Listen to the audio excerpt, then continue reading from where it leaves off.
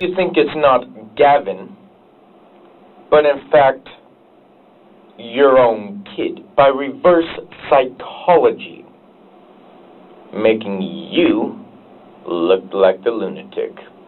We can play it the easy way or the hard way. I'm talking nice. You got two choices. One, put a bullet through my head, or two, for all the evidence that I gave you guys, right there on a silver platter, right there, down to the last detail. Not one thing missing. This is the story of a crime so shocking it's hard to believe. It happened in a quiet town to a kind old woman, and the person who did it was just a kid. Her name was Margaret Douglas. She was 98 years old and lived in Wadsworth, Ohio. She loved her home where she felt safe, but in April 2018, the safety was gone. Margaret's family hadn't heard from her. When they went to check, they found something terrible. Margaret's body was stuffed in a closet. Everyone wondered who would do such an evil thing. Police started looking for answers. They soon focused on someone close by, a 17-year-old boy named Gavon Ramsay. What police found on Gavon's phone was horrifying. Pictures and videos of the crime of Margaret Douglas. On April 6, 2018, Gavon broke into Margaret's house, attacking her, strangling her, then sexually assaulting her dead body. He even took photos and videos of what he did with his phone. After that, he put her body in a closet and took her wallet. When the police caught Gavon, he admitted what he did, but understanding why is still a chilling mystery. Gavon, what happened to Margaret's underwear? Her. All right? Yeah, I'm fine. There was a bit of an altercation. Like, she wasn't up whenever she was going to the phone. Okay.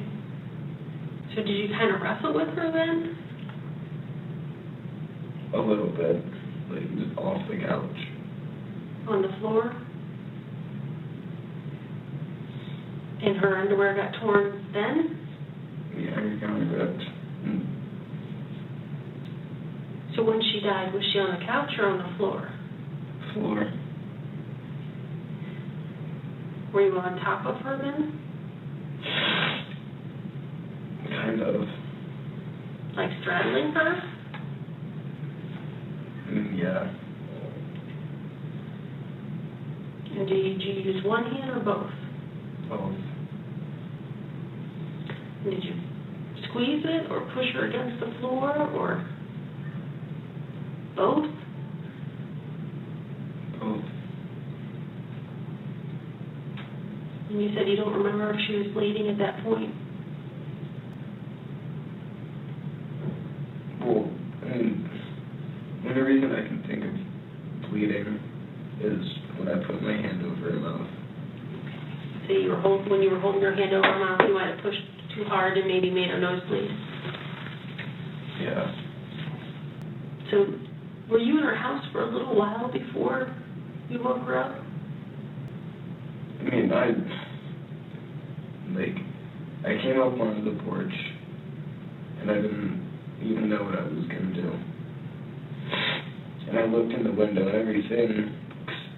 I don't know, I felt like going into a house is like the biggest adrenaline rush I could get, I guess. So then I tried the doorknob, and that just happened to be unlocked. Was it the front door or back door? The back door. I opened the door, and I just listened. And then I didn't hear anything, so maybe nobody's home. And then I go to walk around that corner, I think I'm still going slow, but I see her, and she's, I don't know, like sleeping or something. And then I go to turn around and hit the chair, and it made a noise, and she woke up. And she started to scream at that point, you said? Yeah, because like when I hit the chair, I like turned back around, and I looked, and she was there staring at me and started to yell. And then went for the phone.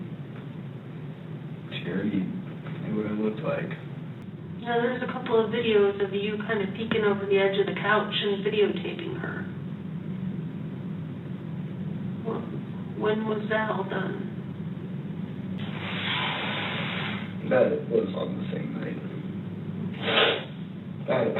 Why did I lie about anything? That was stupid.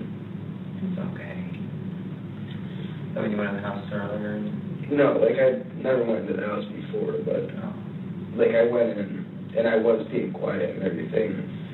And, like, how it happened, like, I wasn't lying about that, but I did, you know, like, I turned the corner, and I did see her. And you hid? Yeah, then I hid, and I, like, you know, was taking my phone. I was taking pictures to see if she was awake. I got you. How long did you stay there before you put her in the closet? That was probably like 30 minutes. I just kind of sat there and I didn't know like what was going on. Like I was still in shock from it, I guess.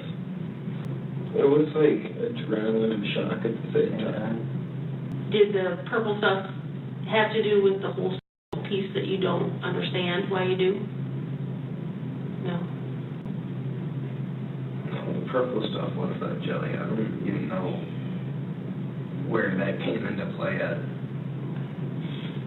Did you maybe use it like kind of as a lubricant for something? You put the jelly on the glove. Is that when you used her hand to rub your penis? Yeah. Gavon's lawyer said his behavior might have been affected by a medicine called Zoloft, which he took for depression. But the prosecutor, Forrest Thompson, said something very different. Thompson said Gavon wanted to kill somebody just to see how it felt. He said Gavon showed no remorse and was even excited. He claimed that Gavon had been writing about hurting people for months. Gavon Ramsay was charged with many serious crimes like aggravated murder. He first said he was not guilty, but then changed his plea to no contest. The court found him guilty. The judge gave him a sentence of life in prison without the chance of parole. For Margaret's family, it brought some peace, but their pain will always be there. Gavon tried to appeal his sentence, saying his age should matter, but the court said no.